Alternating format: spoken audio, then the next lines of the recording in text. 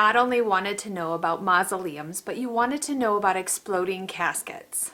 What a sensationalistic word, exploding. And you know that if you've watched any of my videos, I don't go down the sensationalistic road very often, but I will go down it just to answer these questions for you. So, exploding casket means just that. A casket creates enough pressure inside that it blasts outward. Now, it may not be a blast where the whole thing blows apart. It may just be enough that a seam pops or a lid breaches, but it's enough that it does pop open. So there's a little explosion, whether it's small or big, who's to say? Now, this phenomenon is not often seen above ground as much as probably happening below ground. Kind of like if a tree falls in the forest. You know, we're not down there to see how often it's happening below ground, but it is probably happening more than we realize. So when we notice it is in a mausoleum or in a crypt when there is a breach of that casket because of an explosion and the remains, which have now turned to that ooey goo, run out.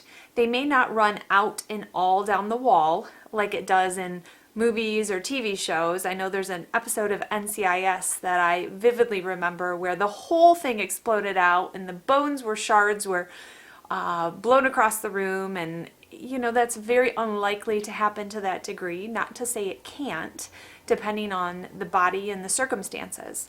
Now, what creates this pressure buildup is a sealed casket. So those gases within the body that form during decomposition grow and grow, and they have nowhere to go. So what eventually happens is as the percolation happens within the casket during decomposition, if it's sealed, there's no air movement, it will blow open or that breach will happen. So I know that at some cemeteries, they often find this when they go in for a second burial and they find that the first one has breached or is leaking, or they see a neighboring crypt has leaked as well, so then they must go in and correct that issue. However, it definitely happens once in a while that you go in and someone will see that goo running down the wall. Those are the ones you hear about. If it was happening a lot, it would be in the news all the time, and obviously it's not, so it's not that huge of an issue, but it does catch your attention and it is interesting, isn't it? So that is what it creates, an exploding casket, and it's cleaned up at different levels. Sometimes you have to go in and just kind of clean up the area. Sometimes the body will be recasketed into a new casket, especially if the lid blows open or there's a major crack or seal or something. But if it's just a lid popping, they may not recasket the whole person because it would mean a new purchase of a casket.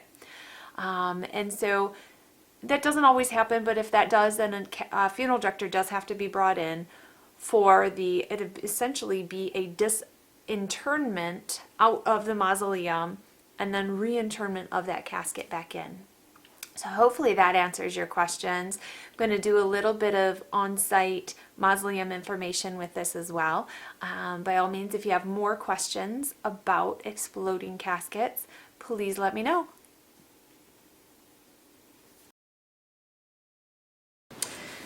Alright guys, so we're going to learn about some different kind of crypts. Now the crypt is like a grave would be out in the cemetery. It's one space allotment within the wall of the mausoleum. So on the other side of this wall is one faceplate, or what did you call that? A shutter, which is that face nameplate on the front. From here down to here is two caskets that run long way this way. So they are in a couch configuration. So the first one was buried when the husband or wife died, and then the next one was slid in this way.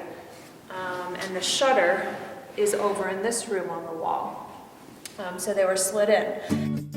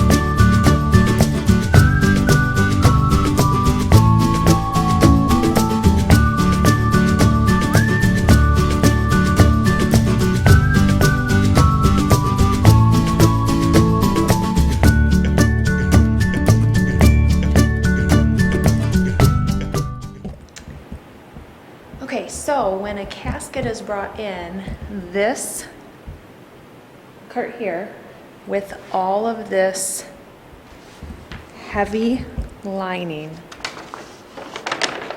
it's a paper with a heavy foil lining on the inside.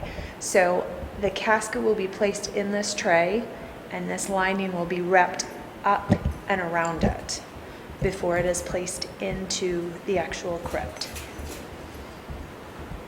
Okay.